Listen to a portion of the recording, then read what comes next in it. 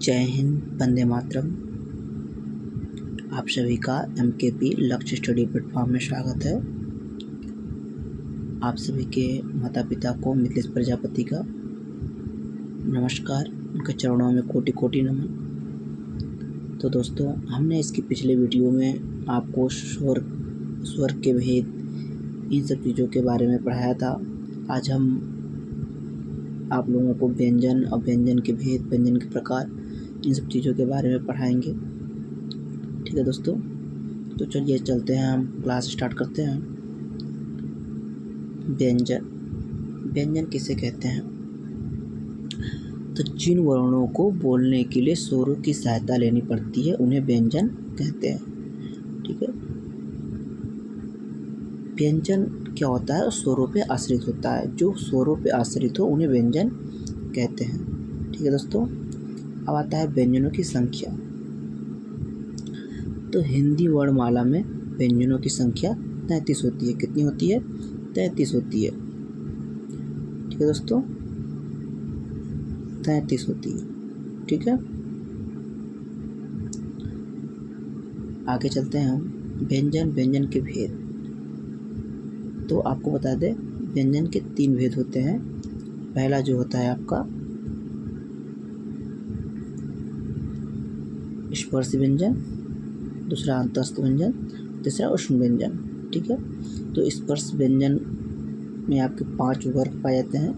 पहला आपका, सॉरी यहाँ मिसटाइपिंग हो गया है, ये क वर्ग, च वर्ग, ट वर्ग, त वर्ग और प वर्ग के वर्ण आते हैं। ठीक है, दूसरा जो आपका होता है अंतस्थ व्यंजन।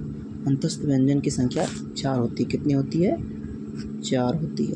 ठीक है दोस्तों, 4 होती है। य, र, ल, व, ये अंतस्थ व्यंजन कहलाते हैं। अगला आपका आता है तीसरा उष्ण व्यंजन। उष्ण की मतलब क्या होता है? उसकी परिभाषा यह होती है कि जिन स्वरों को बोलने में जिन व्यंजनों को बोलने में ऊष्मा का संचार हो या गर्म हवाएं निकले, मुख से गर्म हवाएं निकले, उन्हें उष्ण व्यंजन कहते हैं। ये 4 होते हैं, ये भी 4 होते हैं। ठीक है, श, स और ह। ठीक है दोस्तों, इनकी भी संख्या आपकी 4 होती है। आगे चलते हैं हम। स्पर्श व्यंजन। अब बात आती है आपका स्पर्श व्यंजन की। तो स्पर्श व्यंजन कितने होते हैं? अगर आपसे एग्जाम में जो पूछ ले कि स्पर्श व्यंजन कितने होते हैं, तो आप लोग उसका जो राइट आंसर होगा या आप उसका ट्रिक लगाएंगे, 25 होते हैं। कितने होते हैं? 25। ठीक है दोस्तों, स्पर्श व्यंजन जो होते हैं 25 होते हैं। ठीक है, और ये पूछ लिया जाए कि स्पर्श व्यंजन में कितने वर्ग होते हैं, तो आप क्या मारेंगे उसका? 5। क्या बोलेंगे कि वर्ग 5 वर्ग होते हैं। कितने होते हैं? 5 वर्ग। अब होते हैं कौन कौन से? तो आप, पहला आपका क, दूसरा च वर्ग, तीसरा ट वर्ग, चौथा त वर्ग और पांचवा प वर्ग। इसे आप याद करने के लिए क, च, ट, त, प याद भी कर सकते हैं। ठीक है दोस्तों, आपसे कोई ये पूछ ले क वर्ग में कौन कौन से व्यंजन आते हैं, तो आप उसके जो आते हैं ये हैं आपके क, ख, ग, घ, अंग। जो व्यंजन कंठ के द्वारा बोले जाए उन्हें क वर्ग के व्यंजन कहलाते हैं। दूसरा आपका होता है च वर्ग। च वर्ग के व्यंजन जो होते हैं आपके, ये तालु के द्वारा बोलते हैं, जैसे च, छ, ज, छ, य। ठीक है, आपका तीसरा जो होता है ट वर्ग, ये आपका मूर्धा के द्वारा बोला जाता है। जो दांत और तालु के बीच का भाग होता है उसे मूर्धा कहते हैं। ठीक है दोस्तों, ऊपर के। ठीक है, जैसे उस मूर्धा के प्रयोग से या मूर्धा द्वारा बोले गए जो व्यंजन होते हैं वो ट वर्ग के अंतर्गत आते हैं, जैसे ट, ठ, ड, ढ और ण। ठीक है, चौथा आपका आता है त वर्ग के जो व्यंजन दांतों के द्वारा बोले जाएं, वो त वर्ग के व्यंजन होते हैं, जैसे त, थ, द, ध, न। इन 5 वर्णों को बोलने में हमें दांतों के द्वारा हम बोलते हैं, तो ये त वर्ग के व्यंजन हैं। अगला आपका आता है जो प वर्ग का प वर्ग, तो प मतलब होठ। जो व्यंजन हम होठों के द्वारा बोलते हैं वो आपके प वर्ग के व्यंजन कहलाते हैं, जैसे प, फ, ब, भ, म। ठीक है दोस्तों, अब हम आगे चलते हैं।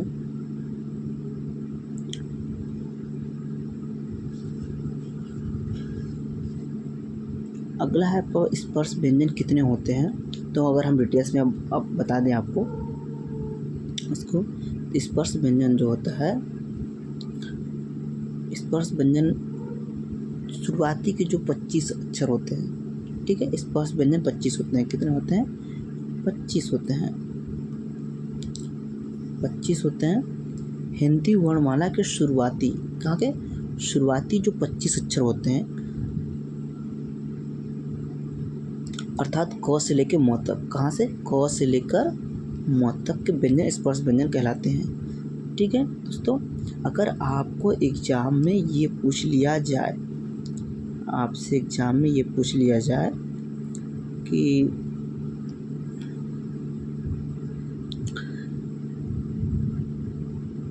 स्पर्श व्यंजन का पहला वर्ण कौन सा है, तो आप क्या मारोगे? उसका राइट आंसर क हो जाएगा। क्या हो जाएगा? क। ठीक है दोस्तों, और अगर आपसे पूछ लिया जाए कि स्पर्श व्यंजन का जो लास्ट अक्षर है या लास्ट वर्ण कौन सा है, तो उस पर आंसर क्या दोगे? म। कौन सा है? म। उसका राइट आंसर म हो जाएगा। ठीक है दोस्तों, अब आगे हम चलते हैं। अनुनासिक। अनुनासिक किसे कहते हैं? अनुनासिक की बात किया जाए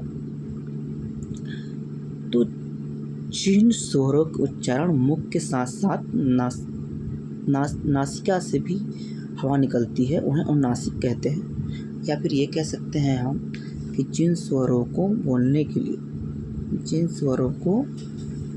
के लिए हमें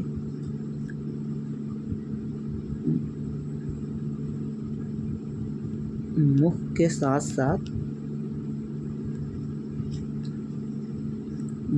के साथ साथ आपका नाक के द्वारा भी बोला जाए। किसके? नाक के द्वारा बोला जाए,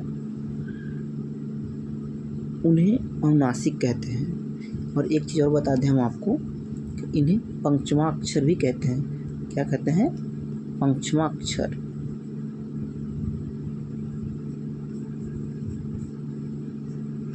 पंचमाक्षर भी कहते हैं, अनुनासिक को पंचमाक्षर भी कहते हैं। चलिए हम देखते हैं अब वो पंचमाक्षर कौन है। पंचमाक्षर का मतलब होता है अनुनासिक में जो 5 अक्षर होते हैं। ठीक है दोस्तों, आपको हम बता दें जो 5 अक्षर होते हैं वो कौन कौन से होते हैं, आपको हम दिखा देते हैं। पहला आपका देखो, जैसे अंग। अंग एक ऐसा होता है जो नाक और मुख दोनों के द्वारा बोला जाता है। नाक और मुख दोनों से मिलाकर बोला जाता है, वो आपका अनुनासिक हो जाता है। उसी तरह आपका इया भी हो जाता है, ण भी हो जाता है, न भी हो जाता है और मौच। अब इन्हें पंचमाक्षर क्यों कहते हैं ये भी जान लो। अब जैसे गिन लो आप, गिन लो कि पंचमाक्षर क्यों कहते हैं। तो पहला क वर्ग का जो 5वां अक्षर है कौन सा है? वो 1 2 3 4 5, 5वां अक्षर आपका क्या है? अंग। फिर उसी तरह से इया जो है आपका 5वां अक्षर है, 1 2 3 4 5, ये 5वां अक्षर। इसी तरह ट ठ ड़ में अड़ क्या है? 5वां अक्षर है आपका। त थ द न में भी आपका न 5वां अक्षर है। और प फ म में भी क्या है आपका? म 5वां अक्षर है। मतलब ये जो 5 अक्षर हैं ये आपके पंचमाक्षर कहलाते हैं, जो मुख के साथ साथ नाक से भी बोले जाते हैं। ठीक है दोस्तों, हम आगे चलते हैं। अयोगवाह। अयोगवाह किसे कहते हैं? तो वे वर्ण जिनकी गिनती न तो स्वरों में होती है और न व्यंजन में, अयोगवाह कहलाते हैं। कभी कभी एग्जाम में पूछ लेता है कि वो वर्ण बताइए जो न तो स्वर में है ना ही व्यंजन में। तो हम आपको बता दें कि जो वे वर्ण हैं आपके अंग और अह, अंग और अह, ये ना ही स्वर कहलाते हैं और ना ही व्यंजन। इनकी संख्या क्या होती है? 2। इनकी संख्या 2 है। ठीक है दोस्तों। अगला आता है आपका उत्क्षिप्त व्यंजन। उत्क्षिप्त व्यंजन, अब इसे उत्क्षिप्त व्यंजन किसे कहते हैं? तो जिन व्यंजन वर्णों का उच्चारण करते समय की हवा अग्रभाग, जो जिह्वा होती है, जिह्वा, यहाँ पर टाइपिंग में मिस टाइपिंग हो गया है आपका, करते समय जिह्वा आपका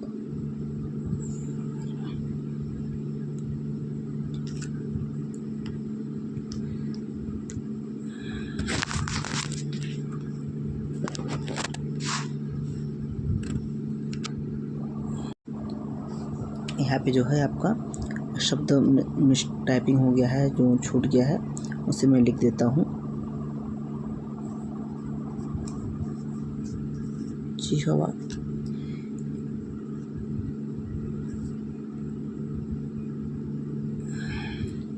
तो जिन व्यंजन वर्णों का उच्चारण करते समय जिह्वा की हवा का अग्रभाग एक झटके के साथ नीचे गिरता, उनको जो है उत्क्षिप्त व्यंजन कहते हैं। उनको उत्क्षिप्त व्यंजन कहते हैं।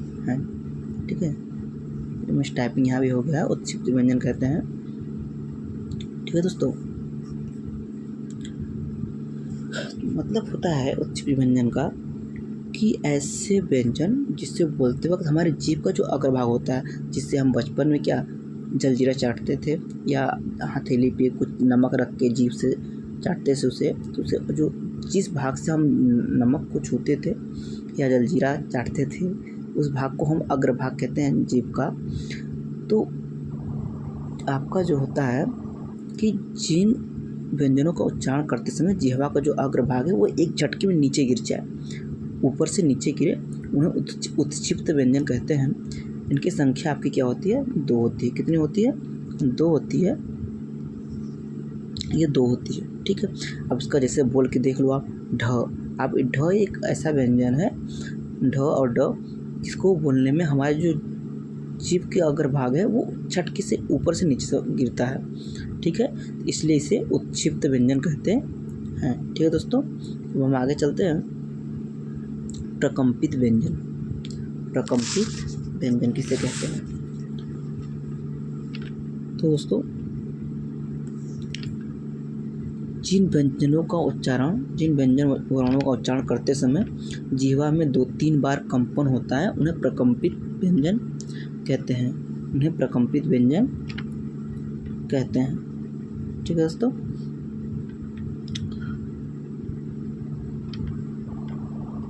जैसे इनकी संख्या क्या होती है? इनकी संख्या 1 होती है। कितनी होती है? 1। इनकी संख्या 1 होती है आपका, और वो कौन सा व्यंजन है आपका? र। र एक ऐसा व्यंजन है जिसे बोलने में हमारी जीभ जो है 2-3 बार कंपित होती है। जैसे आप बचपन में बच्चा कोई रोता है तो र करता है ना, जैसे हुर्र, तो हुर्र एक ऐसा शब्द है जिसमें हमारी जीभ जो होती है कई बार कंपन करती है। ठीक है, तो इसे हम प्रकंपित व्यंजन कहते हैं। प्रकंपित का मतलब होता है कंपन करना। ठीक है, तो र एक ऐसा व्यंजन है जिसे बोलने में हमारा जीभ कई बार कंपन करता है। ठीक है दोस्तों, अगर एग्जाम में आपसे ये पूछ लिया जाए कि लुंठित व्यंजन किसे कहते हैं? लुंठित व्यंजन,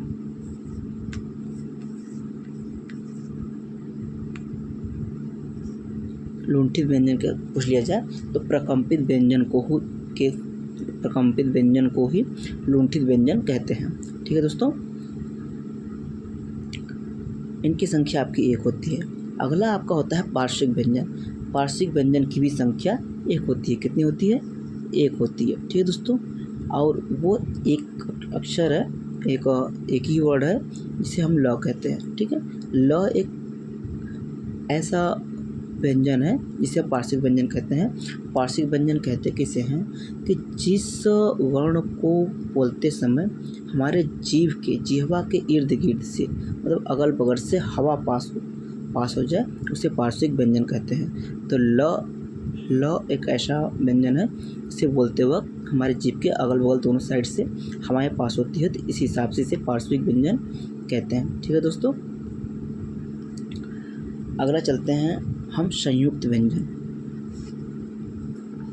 संयुक्त व्यंजन, तो पहले हम जान लेते हैं संयुक्त कहते किसे हैं। ठीक है, संयुक्त का मतलब होता है, एक प्रकार हम कहते हैं मिश्र व्यंजन भी कह सकते हैं इसे हम। संयुक्त का मतलब क्या होता है, जैसे कई वस्तुओं का मेल हो, कई वर्णों का मेल हो, ठीक है, से मिलकर बना हो, तो उन्हें संयुक्त व्यंजन कहते हैं।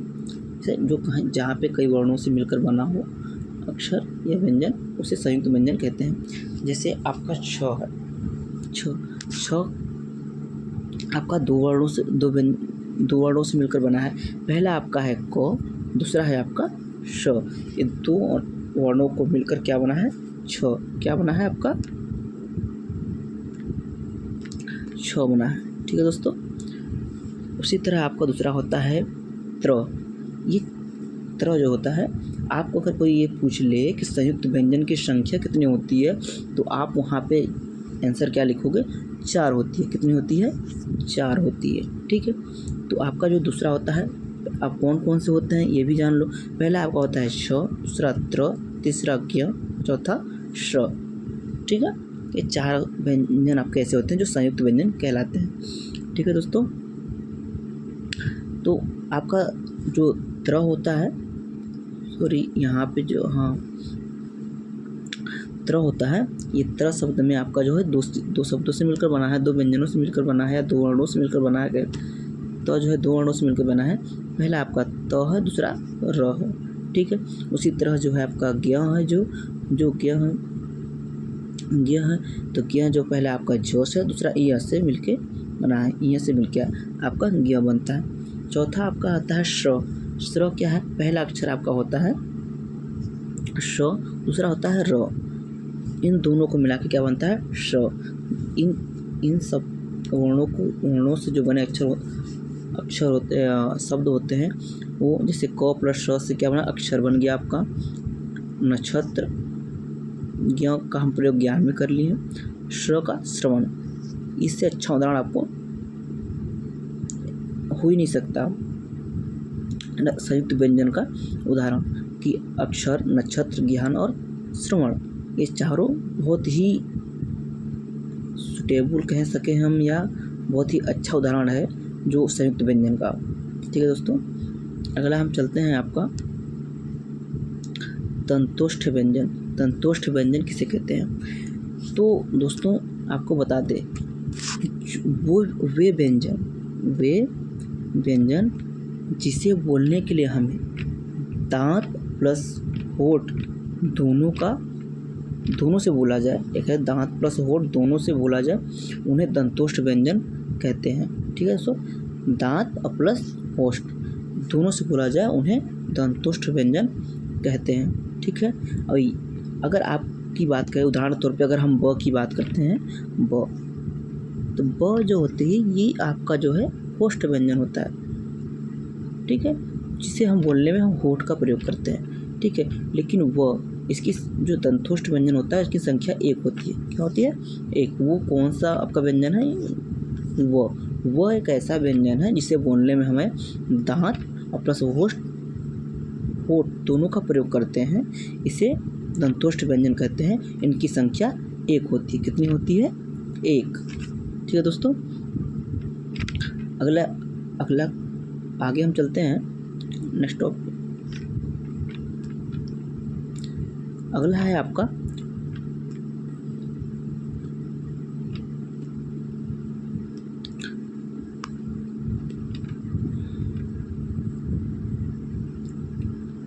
काकल्य व्यंजन। काकल्य व्यंजन किसे कहते हैं, अगर काकल्य व्यंजन की बात की जाए तो काकल्य व्यंजन की जो होती है, काकल्य व्यंजन एक ऐसा व्यंजन होता है जिनका उच्चारण प्रमुख रूप से कंठ द्वार के प्रयोग द्वारा होता या किया जाता है, उन्हें हम क्या कहते हैं, काकल्य व्यंजन कहते हैं। क्या, काकल्य व्यंजन कहते हैं। इनकी संख्या क्या होती है, इनकी संख्या आपकी 1 होती है। कितनी होती है, 1 होती है। और कौन सा है व्यंजन, वो है आपका ह। कौन सा? ह। ठीक है दोस्तों, ह एक ऐसा व्यंजन है जिसे हम कंठ के द्वार से बोलते हैं। तो कंठ द्वार के आधार पर बोले जाने पर ह को काकल्य व्यंजन कहते हैं। अब दूसरी बात, ह आपका एक ऊष्म व्यंजन भी है। कौन सा व्यंजन? ह को ऊष्म व्यंजन भी कहते हैं, ऊष्म व्यंजन। ठीक है, और ऊष्म व्यंजन में कौन कौन से आपके जो है व्यंजन आते हैं? तो हैं आपके श, श और ह, ये 4 आते हैं। क्या? ये 4 आते हैं। लेकिन क्या ये तीनों जो हैं श और श, ये जो है आपके इनकी अपेक्षा ज़्यादा हवा पास नहीं करते हैं? या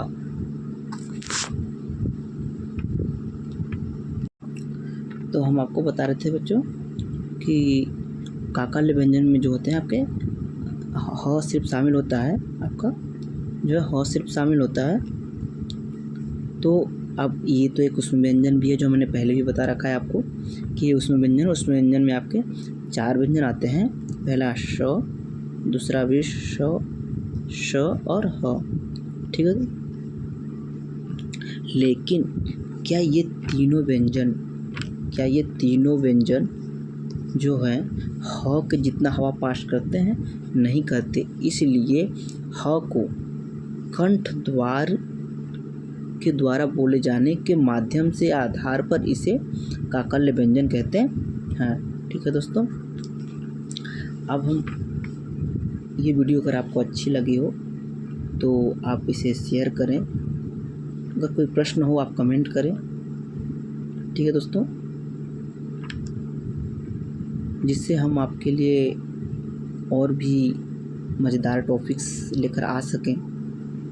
तो आप लोग वीडियो अच्छी लगे हो तो उसे शेयर करें, लाइक करें।